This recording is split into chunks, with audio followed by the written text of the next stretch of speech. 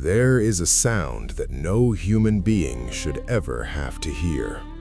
It isn't a scream, it isn't a growl, it's a laugh. But not a normal laugh. It's a high-pitched, cartoonish, helium-filled squeak, the kind of sound you'd expect from a clown at a birthday party, or Donald Duck having a tantrum.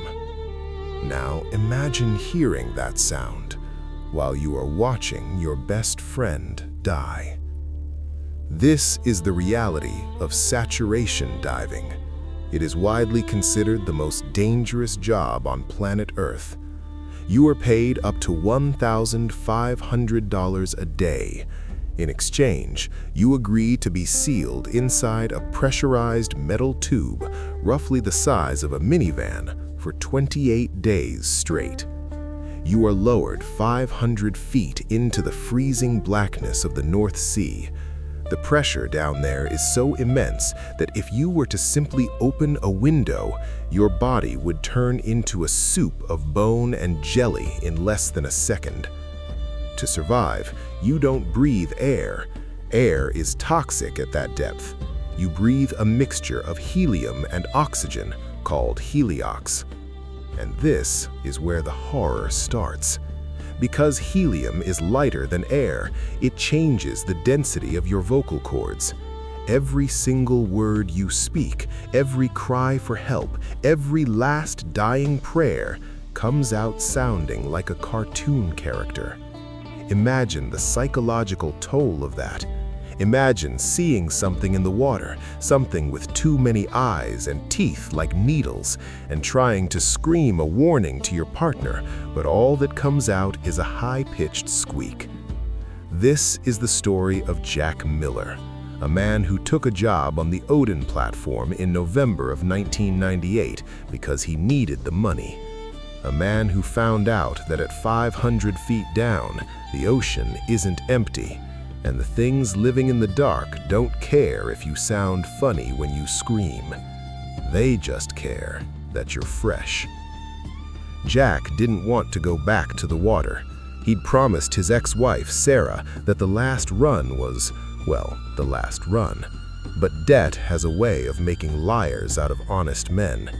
The medical bills for his daughter's surgery were sitting on the counter like a paper tombstone. $80,000. That was the price of a life. And in the diving world, $80,000 was exactly 2 months in the can. The Odin platform was an old rig, a rust bucket from the 70s sitting in the roughest patch of the North Sea. The locals called it the Widowmaker, but locals always have names like that. Jack didn't care about superstitions. He cared about the day rate. The flight out was quiet. Jack sat across from his dive partner, a kid named Davey. Davey was 22, green as grass with that eager look in his eyes that usually got people killed. He was talking about buying a Ford Mustang when he got back. Jack just nodded, staring out the window at the ocean below. It looked like hammered lead, cold, unforgiving. When they landed on the Odin, the smell hit him first. It's a specific smell that only exists on oil rigs. Diesel fuel, salt spray, and the metallic tang of old grease. But underneath that, there was something else, a smell like wet dog and copper.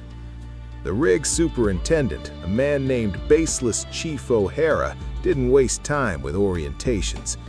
"You're in the SAT system by 1400, O'Hara said. He wouldn't look Jack in the eye.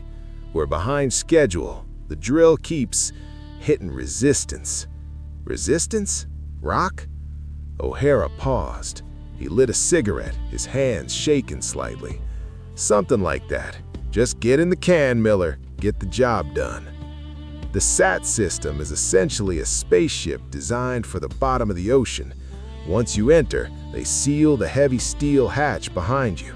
Then they pump in the heliox and pressurize the chamber to match the depth of the seafloor. From that moment on, you are a prisoner of physics. You cannot leave. If you tried to step out of that chamber back into normal air pressure, the nitrogen in your blood would bubble instantly. You would die in agony before your knees hit the floor. Jack and Davy climbed in. The hatch clanged shut. The hiss of gas filled the air. And then the change happened. "Well," Davy said, turning to Jack, "here we go." But it didn't sound like Davy. It sounded like a chipmunk who had inhaled a balloon. "Here we go." Davy laughed. "I never get used to that." Jack didn't laugh. He felt that familiar claustrophobia settling in. The steel walls felt like they were inching closer. The air was thick and humid. The beds were tiny cots stacked on top of each other. This was home for the next 28 days. But as Jack was unpacking his bag, stowing his few personal items in the locker, he noticed something on the underside of the top bunk. Someone had scratched words into the steel paint, not with a pen, but deep with a knife or a belt buckle. Jack shined his flashlight on it. The company manual is a lie. These are the real procedures. Below it, there were 6 rules. Jack had seen graffiti in dive chambers before. Usually it was crude jokes, drawings of anatomy, or countdowns of days left. This was different. The handwriting was frantic. The person who wrote this was terrified. Jack read the first rule. Rule number 1, the pitch-perfect check. If your partner speaks to you and their voice is deep, cut their umbilical immediately. The heliox affects everyone. If they sound human, they are not human. Jack felt a chill run down his spine. It was a prank, it had to be. A hazing ritual for the new guys. Beware the deep voice. It was spooky, sure, but ridiculous. He read the second rule. Rule number 2, the blood tithe. The ocean is a traitor. It believes in equivalent exchange. Before you exit the diving bell to work, you must prick your finger and smear a line of blood on the outer hatch. If you do not pay the toll in blood, the ocean will take it in bone. "What are you looking at?" Davy asked. "What are you looking at?" Squeaky voice. Jack flinched.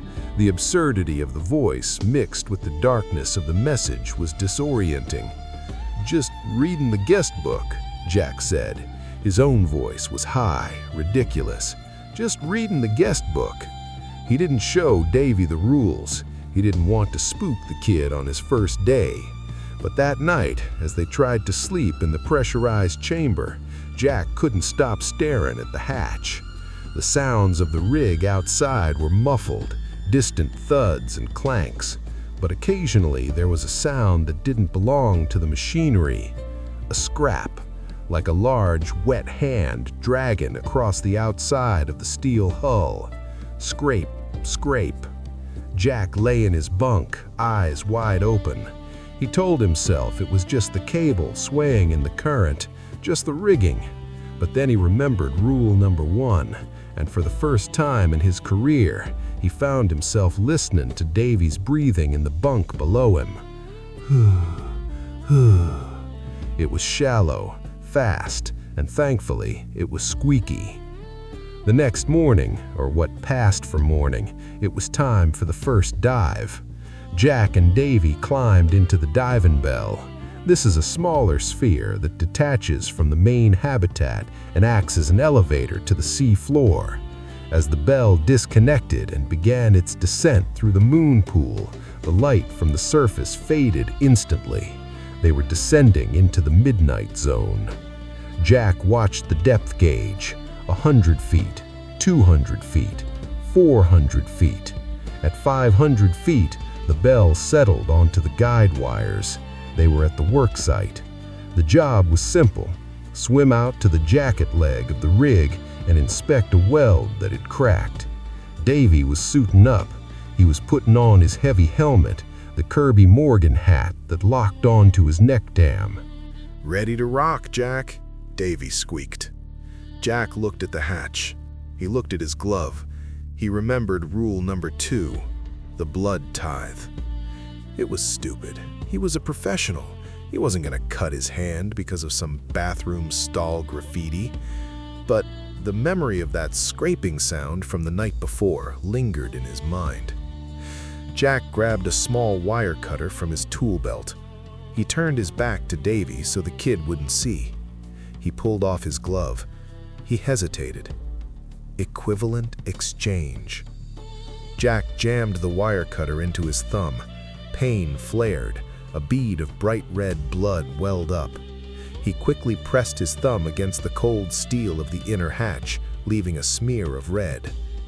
"You okay?" Davy asked. "Fine," Jack squeaked. "Let's get wet." Davy dropped down through the pool first. His umbilical, the thick bundle of hoses that supplied his gas, hot water, and comms, trailed behind him like a tail. Jack followed. The moment Jack entered the water, the cold hit him, despite the hot water suit. But it wasn't the temperature that stopped him. It was the visibility. Usually, with the powerful lights on the bell, you can see maybe 20 or 30 feet. But today, the light seemed to die. The darkness was thick. It felt heavy. "I'm at the work site," Davy's voice crackled in Jack's earpiece. "I see the crack. It's weird, Jack." "Weird how?" Jack asked, swimming toward the structure. "It looks like something bit the metal." Jack reached the leg of the rig. He shined his light on the steel beam. It was a massive structural support, 3 feet thick. Davy was right. The steel hadn't cracked from stress. It was bent inward. There were serrated gouges in the metal, deep grooves that looked like teeth marks. But the size, whatever made these marks, had a jaw span of 6 feet. "Control," Jack said into his mic. "We have structural damage. Looks like impact damage." There was no answer from topside, just static. "Topside, this is Diver 1. Do you copy?" Static. And then a sound cut through the comms. It wasn't static. It wasn't the topside supervisor. It was a low, guttural thrumming, a vibration that Jack could feel in his teeth. Thrum, thrum, thrum. "Jack?" Davy's voice was trembling. "What is that? Is that the drill?" "I don't know," Jack said. He scanned the blackness around them. "Stay close to the bell, Davy." Jack looked at the gouges in the metal again, and then he saw it. Caught in the jagged edge of the torn steel was a piece of fabric. Jack floated closer. He pulled the fabric loose. It was yellow, rubberized canvas, old, the kind of material diving suits were made of in the 1970s. Jack felt his heart hammer against his ribs. He remembered rule number 3, the one he hadn't wanted to think about.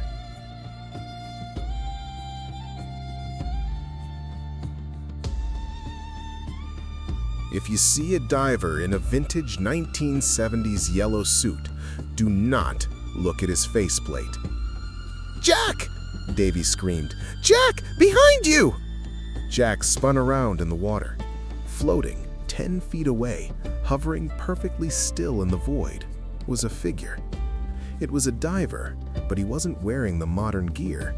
He was wearing a bulky, faded yellow canvas suit. The helmet was an old brass pot, corroded and covered in barnacles. The figure wasn't swimming, it was just hanging there. Its arms drifted limply at its sides. "Davy, don't look at it!" Jack yelled, his squeaky voice cracking with panic. "Get back to the bell, now!" "Who is that? Is that a rescue diver?" Davy asked. The kid was confused. He was swimming toward it. "No!" Jack kicked his fins, propelling himself toward Davy. "Davy, stop! It's not a diver!" Davy didn't listen. He reached out to touch the yellow canvas. As Davy's hand brushed the rotten canvas, the figure turned. The brass helmet rotated slowly to face Davy. Jack squeezed his eyes shut. "Don't look at the face!" There was a silence on the comms, a silence that lasted for 3 agonizing seconds. And then, Davy spoke. But he didn't scream. He didn't cry for help. "Jack?" Davy whispered. And then Jack's blood froze, because Davy's voice wasn't squeaky anymore. It was deep, baritone, human. "Jack, it's so warm down here." There is a specific kind of silence that happens after you hear something impossible. Your brain tries to reject it. It tries to tell you that it was a radio glitch, a crossfeed from a nearby ship, or just the nitrogen narcosis playing tricks on your neurons. Jack hauled Davy up through the moon pool of the bell. They collapsed on the metal grating, gasping for air. The heavy brass helmets clanked against the steel floor. "What the hell, Jack?" Davy yelled. Jack flinched. He waited for the voice. "What the hell, Jack?" It was high, squeaky, a chipmunk's anger. It was the most beautiful sound Jack had ever heard. Jack ripped his helmet off, the smell of recycled gas and stale sweat filling his nose. He grabbed Davy by the shoulders of his hot water suit. "You spoke," Jack panted, his own voice sounding like a cartoon character in panic. "Out there, you spoke to me." "Yeah, I said, 'What is that?' And then you went crazy and dragged me back here. I touched the rescue diver and you lost it." Jack froze. "The rescue diver? Davy, that thing had barnacles growing out of its faceplate. It wasn't a rescue diver." Davy looked at him, confused, genuine confusion. "What are you talking about? It was a guy in a yellow suit. He looked lost. I tried to grab him, and then poof, he was just gone, like smoke." Jack stared at the kid. He remembered the deep baritone voice. "Jack, it's so warm down here."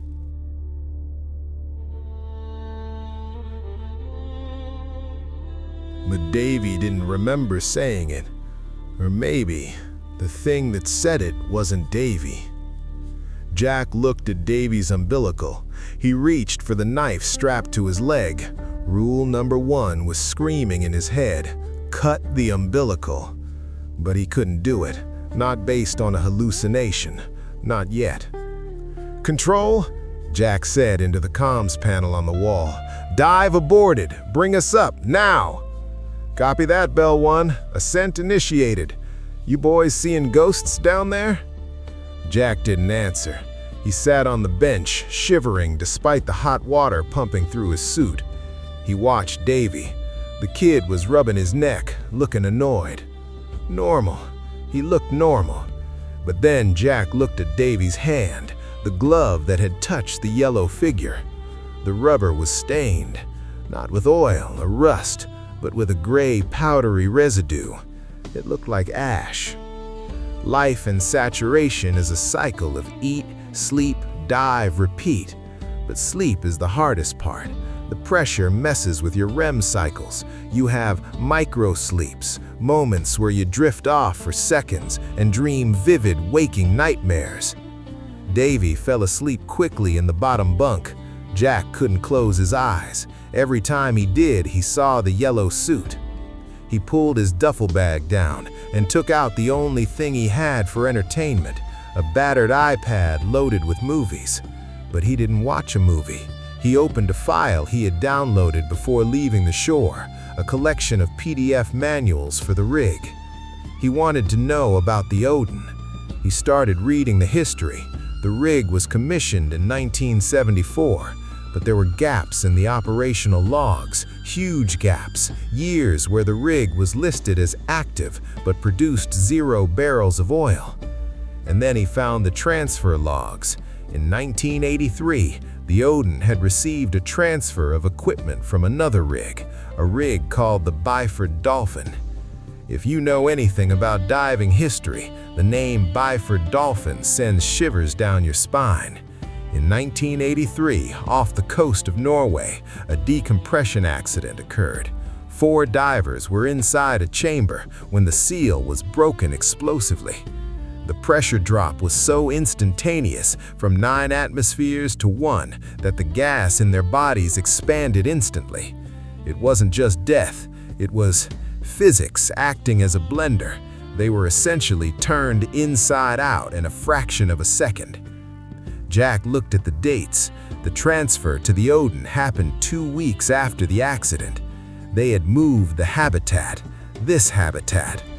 Jack looked around the steel walls of the chamber. He wasn't just in a saturation system, he was in the Byford Dolphin chamber. They had scrubbed the walls, repainted the steel, and renamed it, but the ghosts were baked into the metal. Rule number 3 made sense now. If you see a diver in a 1970s yellow suit. Jack looked at the graffiti on the bunk above him again. He shined his light on rule number 3. Beneath the rule, in smaller, scratched letters, someone had added a note. They don't know they're dead. They think the pressure is still holding them together. If you look at them, you remind them. Jack felt sick.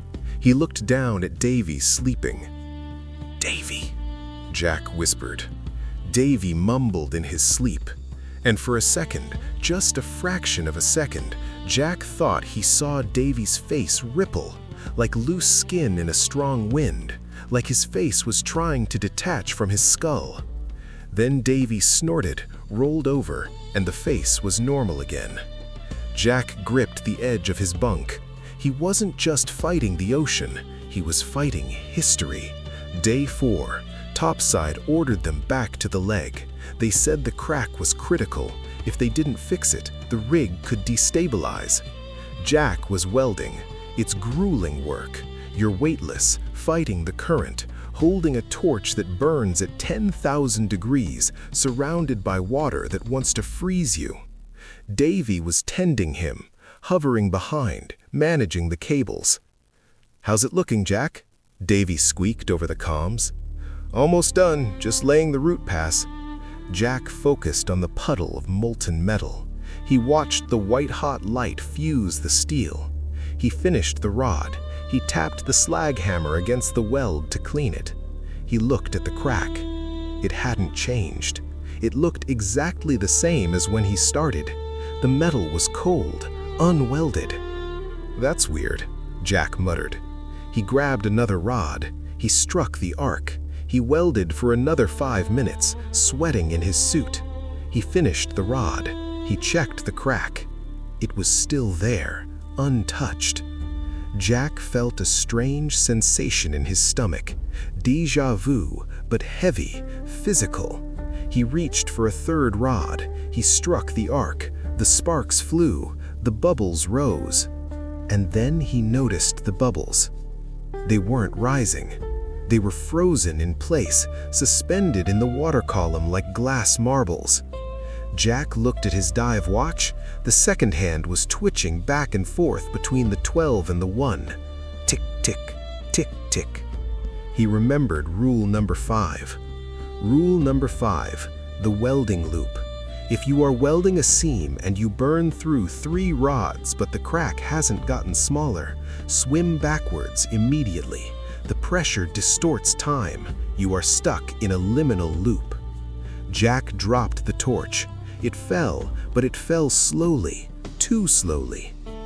"Davy!" Jack yelled. No answer. Jack turned his head. Behind him, where Davy should have been, there was Jack. He saw himself welding, the sparks flying, the bubbles rising. He was watching himself from 10 seconds ago, and behind that Jack was another Jack, an infinite line of Jacks stretching back into the murky darkness, all welding the same seam forever. "No!" Jack screamed. He kicked off the structure, swim backwards immediately. He threw his weight backward, fighting the water. It felt like swimming through syrup. The air in his helmet tasted thick, metallic. He kicked hard, once, twice. Snap. The sensation was like breaking through a pane of glass. The water suddenly felt fluid again. The bubbles from the torch rushed upward in a chaotic cloud. Jack spun around. The infinite line of Jacks was gone. Davy was floating there, looking at him. "Jack, you okay? You've been staring at that crack for 10 minutes without striking an arc. Are you gonna weld it or what?" Jack panted, his heart hammering against his ribs. 10 minutes? He had burned 3 rods. He checked his tool belt. The rods were full. He hadn't used a single one. "Equipment malfunction," Jack squeaked, his voice trembling. "Torch isn't feeding. We need to go back to the bell." "Again?" Davy complained. "Topside is gonna write us up, man." "I don't care. We're leaving." Jack didn't tell him about the loop. He didn't tell him that for a second he had felt the metal of the rig trying to merge with his skin. They were halfway back to the bell when the temperature spiked. Usually, the hot water suit keeps you warm and the ocean is freezing, but Jack felt a wave of heat wash over his suit, like they had swum into a hot tub. "Why is the water warm?" Davy asked. Jack stopped. He looked down into the abyss below the rig. Far below, deep in the trench where the drill pipe disappeared into the crust, lights were appearing. Beautiful, electric blue lights. They weren't random, they were arranging themselves. First a circle, then a spiral, rotating, hypnotic. It was the most gorgeous thing Jack had ever seen. He wanted to swim toward it. He wanted to touch it. Rule number 4, the bioluminescent trap. If the water turns warm and you see blue lights arranged in a spiral, turn off your flashlight and close your eyes. It hunts by sight. "Jack," he hissed, "kill your light, now!" "What? Jack, look at him. They're like fireworks." "Kill it." Jack reached over and smashed the switch on Davy's helmet. He turned off his own light. They were plunged into absolute crushing darkness. "Jack, what are you doing?" Davy whispered. "Shut up," Jack breathed. "Close your eyes. Don't move." Jack floated in the void, his eyes squeezed shut. He felt the displacement before he heard it, a massive movement of water. Something titanic was rising from the trench. The heat intensified, and then he felt the vibration, a low, thrumming purr that rattled the fillings in his teeth. It wasn't mechanical, it was the sound of a throat the size of a subway tunnel. It passed right in front of them. Jack could feel the turbulence buffeting his body. He felt the slick, mucus-like wake of the creature washing over his suit. He kept his eyes shut. He knew that if he opened them, if he saw the scale of the thing passing him, his brain would simply snap. Rule number 4 didn't say it hunts by sight just because it sees you. It's because you see it. To perceive it is to invite it in. The heat lingered for another 30 seconds. Then slowly, the water began to cool. The thrumming faded back into the deep. Jack opened his eyes. The darkness was absolute. "Davy?" he whispered. Silence. "Davy?" "I'm here." Davy's voice came back, squeaky, terrified. "Jack, something touched my leg." Jack fumbled for his light switch. He turned it on. The beam cut through the dark. Davy was floating 5 feet away. He looked intact, but he was staring down into the dark with a look of pure, hollow emptiness. "Let's go," Jack said. They swam to the bell. They didn't speak, but as they climbed into the safety of the capsule, Jack noticed something else. The crack in the rig leg they had gone to fix. He had glanced at it before the lights appeared. It wasn't a crack. It was a puncture wound, and it was leaking. But it wasn't leaking oil. A thick, black, viscous fluid was oozing out of the metal leg of the platform. It drifted in the water like coagulated blood. The Odin platform wasn't a machine. It was a needle, and the earth was bleeding. Day 14. 2 weeks in the can. The isolation changes you. The helium changes you. Jack was watching Davy eat. The kid was chewing a protein bar. Chew, swallow, chew, swallow. Davy hadn't spoken much since the bioluminescence. He just sat there, staring at the wall, humming a low tune. Jack listened to the hum. It was a simple melody. Row, row, row your boat. But he was humming it deeply. The hum was resonating in his chest. Jack's heart stopped. You can't hum deeply in heliox. The gas doesn't allow the vocal cords to vibrate at that frequency. It's physically impossible. Unless you aren't using vocal cords, unless the sound is being mimicked by something else inside the body. Jack remembered rule number 1.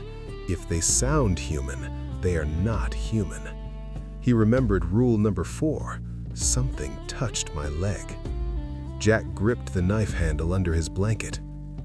We'll finish the job, Davy. Good, because the drill is almost deep enough. It's almost time to wake him up. Who wake up? Jack asked. Davy giggled, a high helium giggle.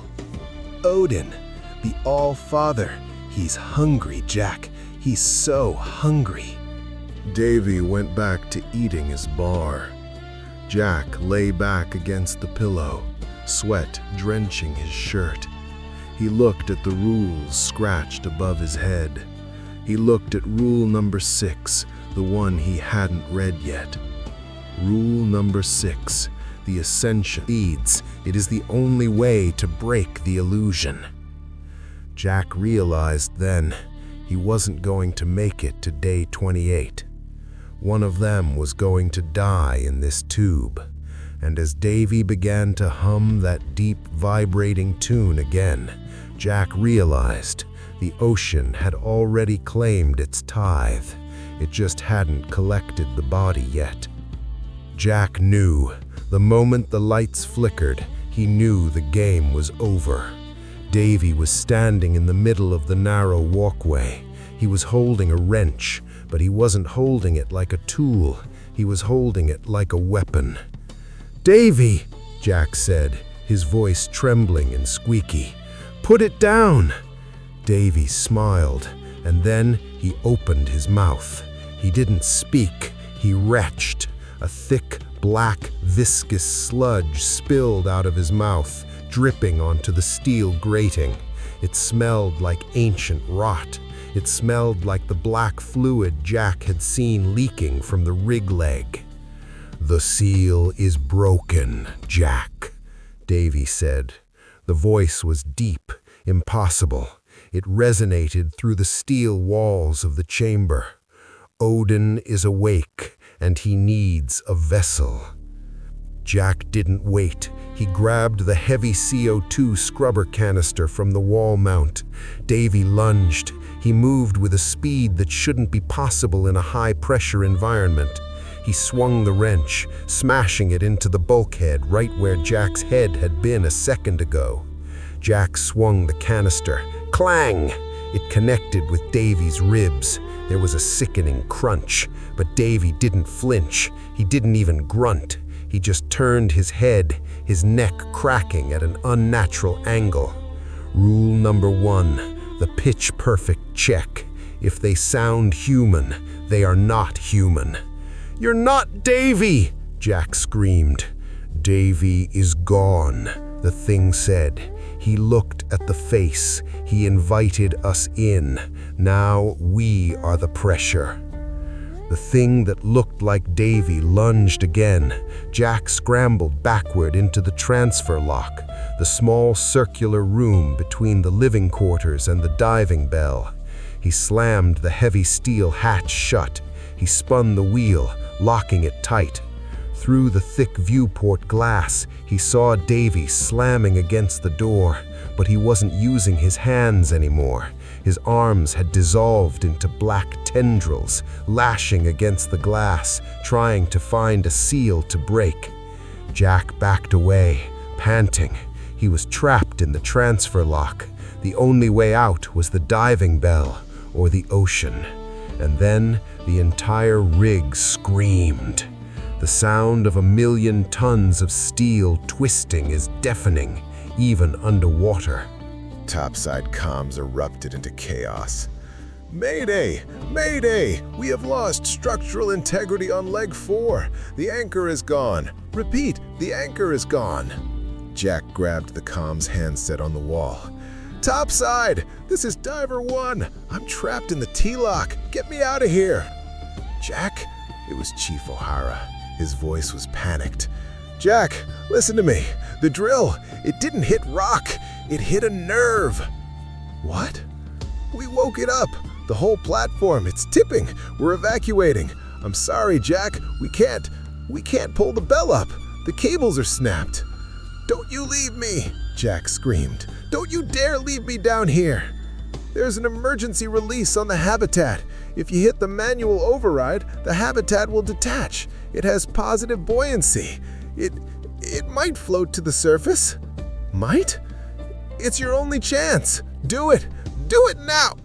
The line went dead. The rig listed violently to the side. Jack was thrown against the wall.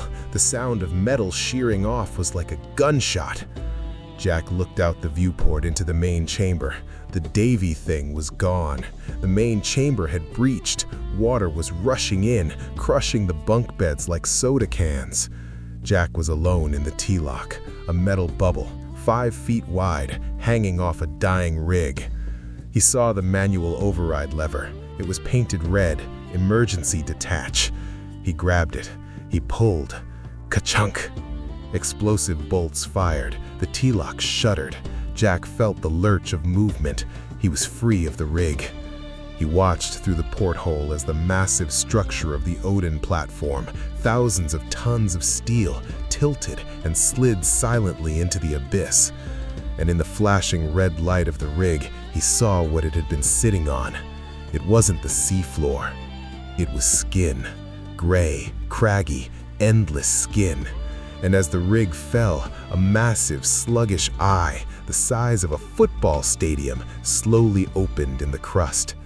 The bioluminescence, rule number 4. It wasn't a trap. It was the creature waking up. Jack squeezed his eyes shut. He didn't want to see it. He couldn't see it. The habitat was rising. He could feel the motion. He was going up. He was going home. The ascent was fast, too fast. Jack watched the pressure gauge. The needle was dropping. 400 feet, 300 feet, 200 feet. He was going to get the bends. He knew it. If he surfaced this fast, his blood would boil, but it was better than being eaten by a god. He scrambled to the emergency medical kit and injected himself with the adrenaline sedative mix designed for rapid ascent. It wouldn't save him, but it might keep him conscious long enough to open the hatch. 100 feet, 50 feet, surface. The pod bobbed. He made it. Jack laughed, a high, squeaky, hysterical laugh. I made it! I made it! He waited for his ears to pop.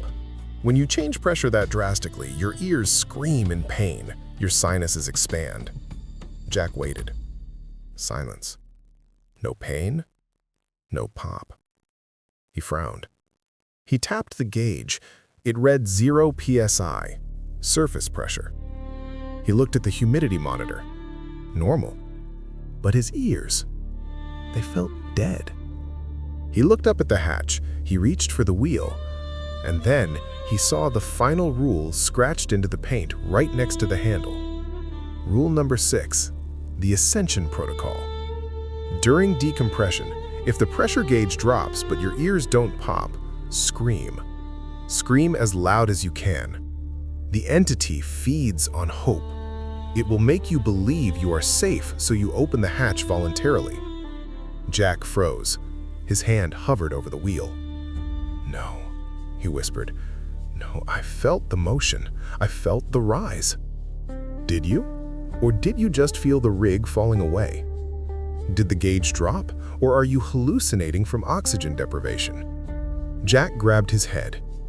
Is this real? He screamed. Is this real? Squeaky. It was still squeaky. If he was at the surface, at 1 atmosphere of pressure, his voice should be deep again. The helium would have expanded and left his vocal cords. He screamed again. Ah! Squeak. The illusion wavered. For a split second, the bright white light of the surface flickering through the porthole turned blue, dark blue. And the sound of seagulls he thought he heard? It morphed into the low guttural thrumming of the Titan below.